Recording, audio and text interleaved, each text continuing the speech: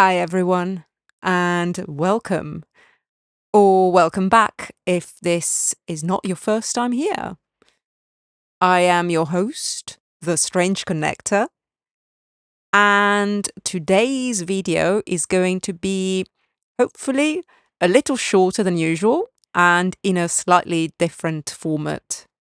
Because there's a resource that I've been meaning to share with you for quite some time, but I hesitated because I'm not a specialist in pigments and I wasn't sure I could do it justice.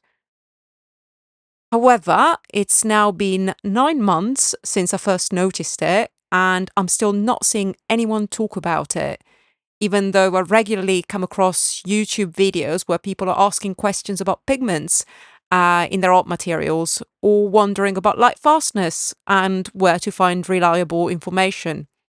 I've mentioned this website a handful of times before, in comments under other people's videos, and once briefly in a previous video I uploaded. And for some reason, it doesn't seem to be getting much attention. So I thought it was time to give it a proper spotlight. So without further ado, the site I want to share with you is called artistpigments.org. I'm not affiliated with them in any way. They're non-commercial and run on a donation basis, from my understanding. But I did exchange a few emails with the lovely person behind the site during one of my art material sleuthing missions, because I was trying to get to the bottom of some conflicting information about a particular Derwent pencil range. And artistpigments.org and Colt Pens, which is where I bought the pencils, gave different details. So I contacted Derwent directly, and it turned out the information on artistpigments.org was actually the most accurate and up-to-date of the two. So they're even more accurate than some well-established retailers such as Colt Pens, and I've compared their information with other websites as well. So I was very pleasantly surprised by the amount of detail and research that's going into it, considering it's just, I think it might just be one person running it.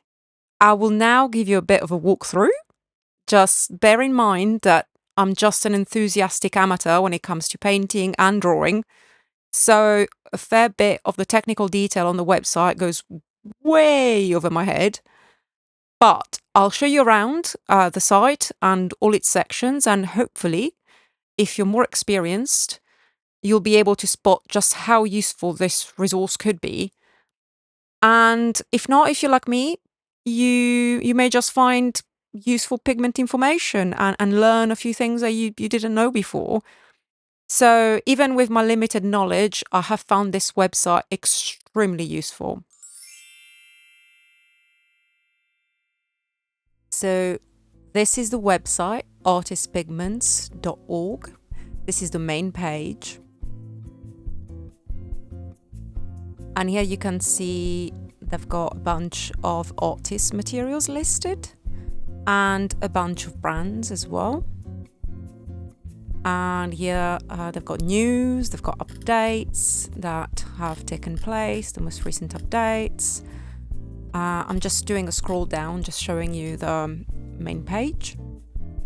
And they've got a support system as well. So you can make a one-time payment or a monthly one, and regardless of what you do, you get to join the community. And I haven't done that yet. I probably should. I will after I've done this video. Become a supporter, and if you do, you gain early access to upcoming features and a sneak peek into our process as a thank you. And and they're building a community as well, so it'd be interesting to find out what that's like. So you can set up an account. I have already set up an account, and that gives you access to a lot of these tools that are in here. But if you don't want to set up an account, you can. Setting up an account is completely free, but if you don't want to set up an account, you can still use the website and you have access to the pigments information. which is what I'd been using for the past several months. So in this section, which is the most exciting one for me, because I everything else kind of goes completely above my degree of knowledge. For now, hopefully in the future I will learn more and more and more as I go. So here you can see all the pigments that they've got on the website listed. There's quite a lot of them, and they're split into hue groups. So for example, here we've got red, we've got brown, we've got blue, etc, etc, etc. And then on here you can see the availability. So you've got discontinued and new, you've got historical, you've got Sohan, medieval, Mayan, you've got common pigments, the ones that are most used. And I'll show you something quite cool, right? For example, I'm going to go on to medieval, and because I've just been reading a book about pigments, so into at the moment all the historical pigments, not using them but like knowing about them. So for example, something cool that I've discovered, or not so cool actually, so I'm gonna go on to Realgar, right, which is arsenic. So as you can see, it's extremely toxic. And then here, oh, look at that, Supervision mineral watercolor. So Supervision is a very common watercolor brand, and apparently some of their mineral watercolor has got Realgar, which is a highly toxic pigment. And I don't own any Supervision paints, so I don't know if the pigments are listed, but with some common brands the pigments are not listed, so you wouldn't know that they contain toxic pigments. But I mean, it's useful to assume when you're using artist grade materials that if the pigments are not listed on the material, just assume that there's going to be something toxic in there. Doesn't mean that there's going to be something toxic in there, but artist grade materials should be handled with some caution. And so if the pigments are not listed, then, and you're not sure that they're non-toxic, assume that there might be something toxic in there, if you want to be on the safe side. So for example, I'll show you another example, and this is something that I found thanks to this website. For example, let me find, let's see something else. Let's try a different brand. Let's try this. Oh, in fact, hang on. Paul Rubens Oil Pastels. Here we go. Here we go. So here are the higher oil pastels. And if I scroll down, Vermilion, right? So this is the higher series, and these, at least in the packs that I have bought of these, there are no pigments listed. And if you look on here, for example, their Vermilion has got PR 108, which is a cadmium red. So that's toxic. And if you're going to be handling these pastels, these oil pastels, with your hands, and you're concerned about toxicity, maybe you'd want to wear some gloves, for example, or a barrier cream, or just make sure that you wash your hands and you don't eat at the same time. Because you might assume that the oil pastels not having anything listed on the packaging are safe to use. Or you might give them to children, not knowing. So it's useful to have this resource. This is just one of the ways in which it's useful. But it's also useful to know, because actually I like cadmium red, so I'm thrilled that there's cadmium red, but I'm not so thrilled that there is no information about that being there. Or, for example, I'll show you something else. So people were asking about the pigments in Neo Art pastels. So I'll show you. I mean, that's in the name, so it says cobalt blue, so you know, you'd assume that that's got cobalt in it. even though the pigments are not listed, so you might think it's a U, but no, it's PB28. But what you might not know is that Chrysocolor Blue also has PB28. And the Ultramarine, which is usually PB29, also has PB28.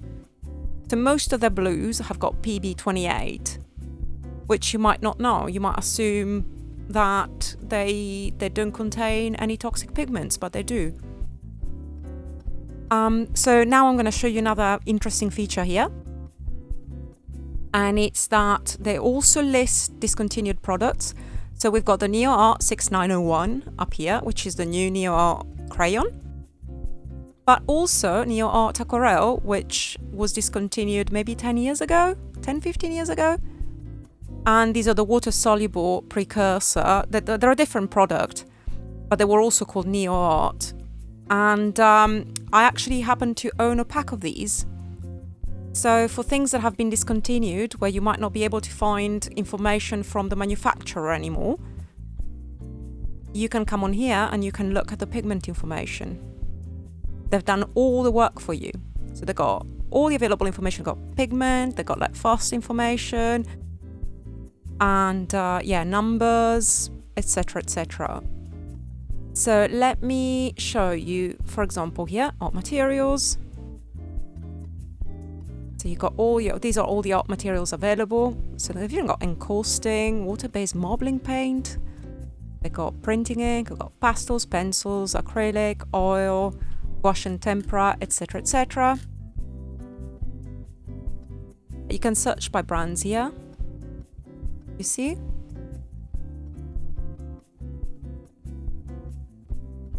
So there's 231 watercolor brands, for example, down here.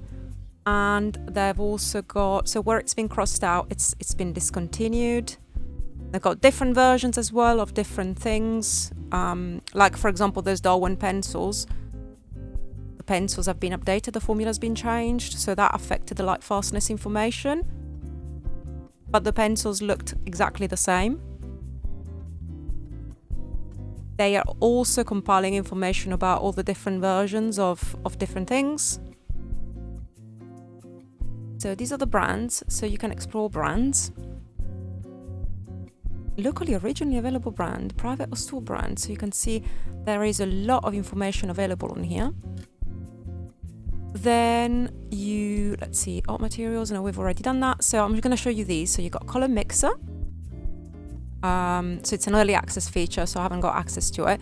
But you can see, you can pick your brands, put them together, mix them, and it'll combine them here. I don't know. Spectral curves. Spectral curves. An image color picker. So you can focus on a portion of the painting or the entire painting, and you can rearrange things. And here, on-sale, I don't know what that means. You very smart people who are very experienced will probably know. But do you see, like, it's breaking down all the color in there, and it's giving you the numbers as well. So if you do digital work on your computer, you've got all the numbers here. And then I'm sure that if you do that, because here you can also find what the corresponding colors are in, let me see, it's not telling me, but you can find suggestions for the same colors in various materials. I'll keep going.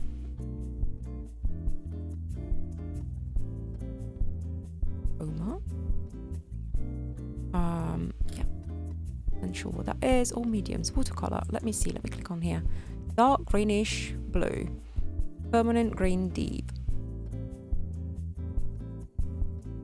I think it's giving you dry pigment. Similar colors in art materials. Oh, there you go. So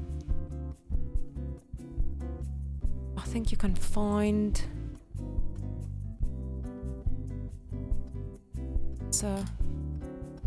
blue, bright.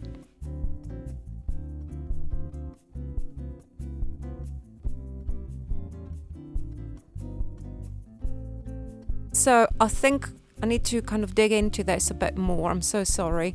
Like I said, I'm not the best person to show you this, but there are ways of finding what a color is in an image, and then, you know, using that to create your own digital images. Or you can find in each corresponding material, you can find the closest color to the color that you want. Or there are tools that allow you to mix things to find the hue that you're after, the exact color that you're after. So there's a lot here. So yeah, our color library. Oh my gosh. So here they've got swatches, and they've got actual swatches, and make them bigger. They've also got digital swatches. I like the handmade ones. For every, so this is watercolor by Mary Venezia, which is, I think, discontinued now. It's a student grade line. It was. And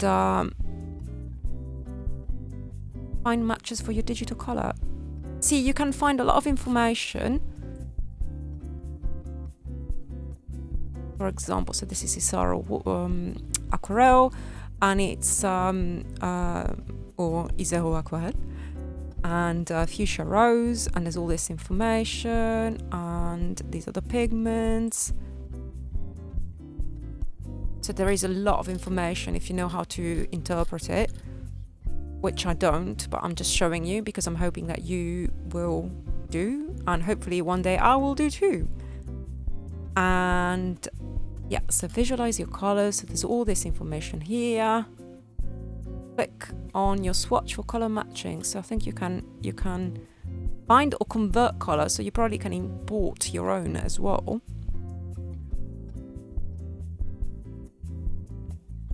Yeah, multi-input batch, so I think you can add your own stuff as well.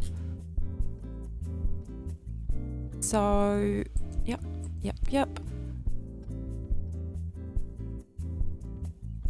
Let's see, I think we've already had a look at this. No, it wasn't the same. Range. So I'm not being super informative here because I don't know a lot of this stuff.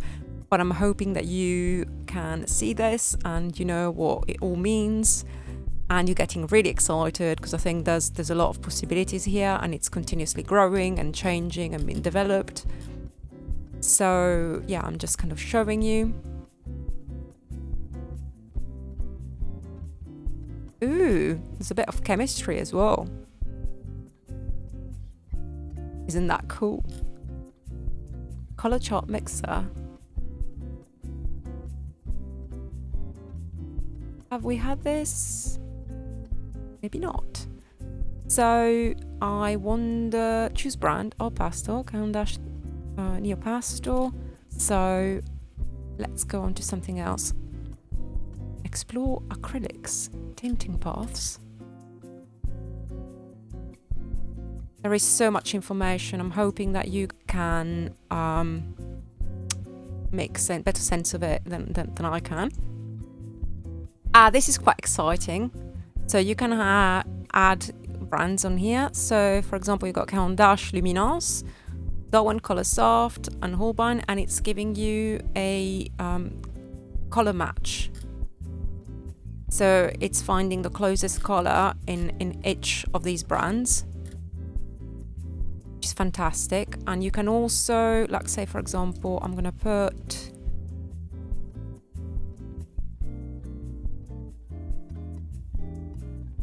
for example, gouache.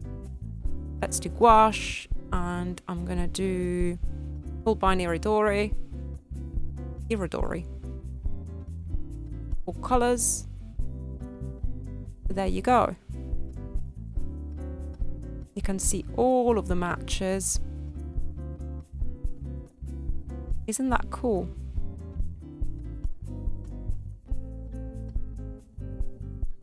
I'll show you a different feature now. On built-in color tools.